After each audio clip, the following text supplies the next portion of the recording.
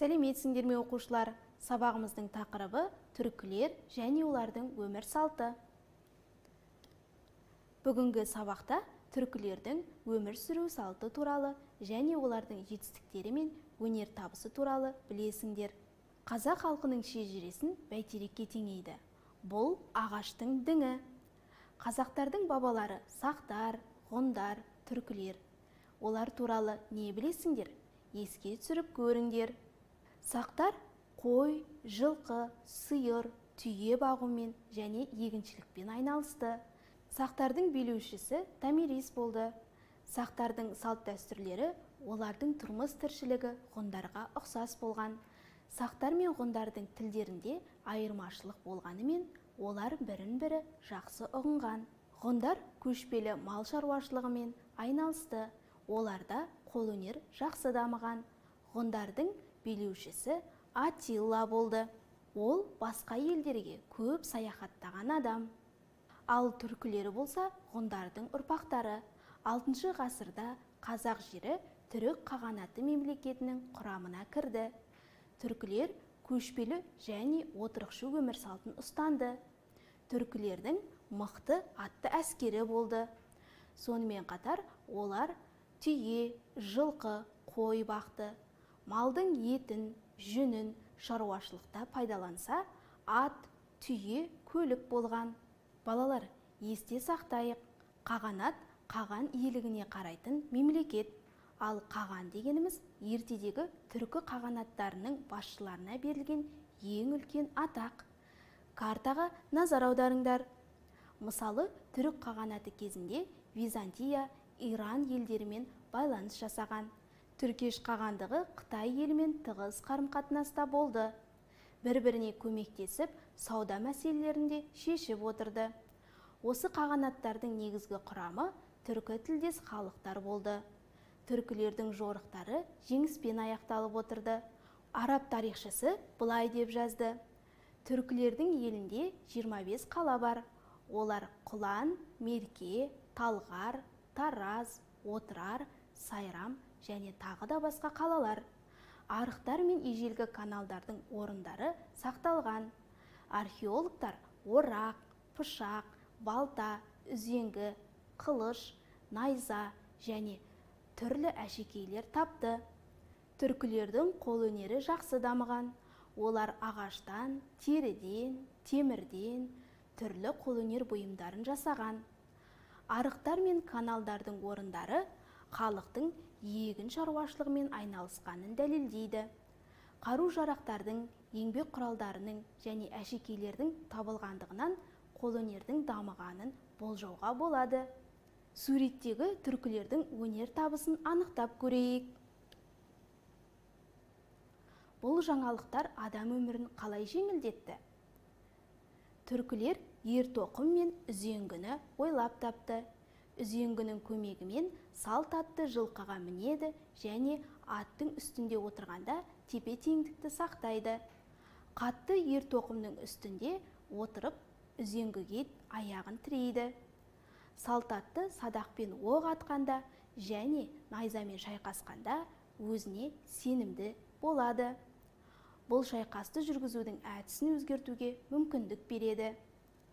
Сонымен қатар, түркілердің 38 таңбадан тұратын руна жазуы болды. Түркілер жиналмалы киіз үйді ойлап тапты.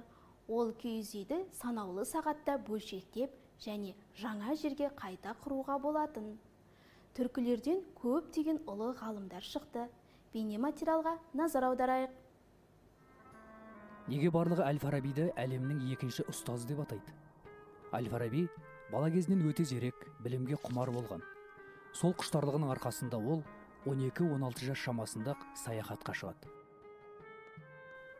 Сол замандағы әлемнің мәдени орталықтары Хорасанда, Дамаскіде, Алеппода, Мысырда болып, ғылым мен өнердің, мәдениеттің ордасы әйгілі Бағдат шаһарына келіп жетеді.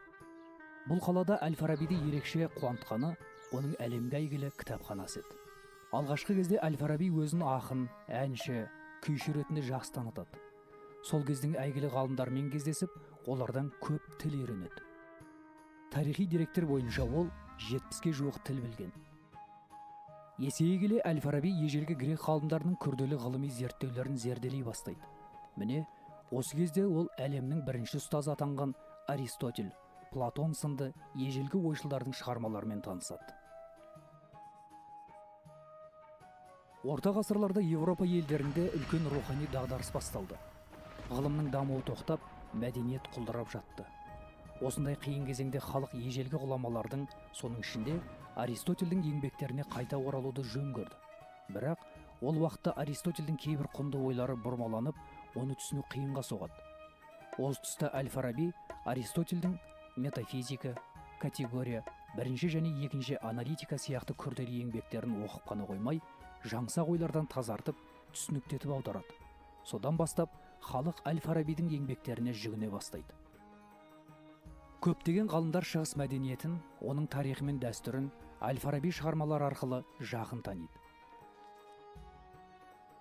Сол замандағы ғалымдардың пікірінше, оның еңбектері Еуропадағы қайта өрлеу дәуіріне, яғни Ренессансқа бастау болды. Осылайша дара тұлғамыз батыс пен шығысты байланыстырған алып көпірге айналды. Сондай-ақ Әл-Фарабиді дүниеге танытқан тағы бір еңбегі «Музыканың үлкен кітабы» атты туындысы. Ғұлама бұл кітабында математикалық тәсілдерді пайдаланып, музыкалық дыбыстарды қағаз бетіне түсіріп, нота түсінігін алғаш дүниеге әкелген. Музыка теориясын ғана жазып қоймай, аспаптарды қолдан жасап, сол аспаптарда өзі шебер ойнай білген. Әл-Фараби зерттеген негізгі аспаптар сыбызғы, чанг, рубаб, қобыз, тамбур, канун, нагора, дойра және басқалар. Ғалымдардың шығуы, кемеңгерлік меруерті, ізгі қала тұрғындары, музыканың үлкен кітабы, ақылдың мәні туралы және тағы басқа көптеген философиялық зерттеулер жазған. Ғылыми деректерге сүйенсек, Әл-Фараби өзінің 80 жылдық ғұмырында философия, логика, этика, метафизика, тіл білімі, жаратылыстану, география, математика, медицина, музыка салаларында 150-ге жуық трактаттар жазып қалдырған. Әл-Фараби Аристотельден кейін әлемдік ғылымға екінші өмір сыйлаған үшін шығыс философтары оны екінші ұстаз. Бейнематериалдан Әбу Насыр Әл-Фараби туралы білдіңдер. Ендеше сұрақтарға жауап беріп көріңдер. Әбу Насыр Әл-Фараби неше жасынан бастап саяхатқа шыққан? Ойланыңдар. Дұрыс айтасыңдар, Әбу Насыр Әл-Фараби 12-16 жасынан бастап саяхатқа шыққан. Ол қанша тілді меңгерген?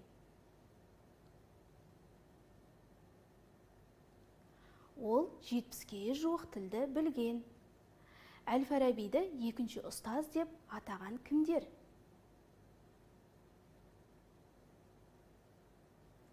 Ол Аристотельден кейін әлемдік ғылымға екінші өмір сыйлаған үшін шығыс философтары оны екінші ұстаз деп атады. Балалар, сақтар мен ғұндар жайлы білетіндеріңді салыстырып жазыңдар. Сұрақтарға назар аударыңдар. Атақты басшылары кім болды? Қандай іспен айналысты? Сақтардың атақты басшысы Томирис, ал ғұндардікі Атилла болды.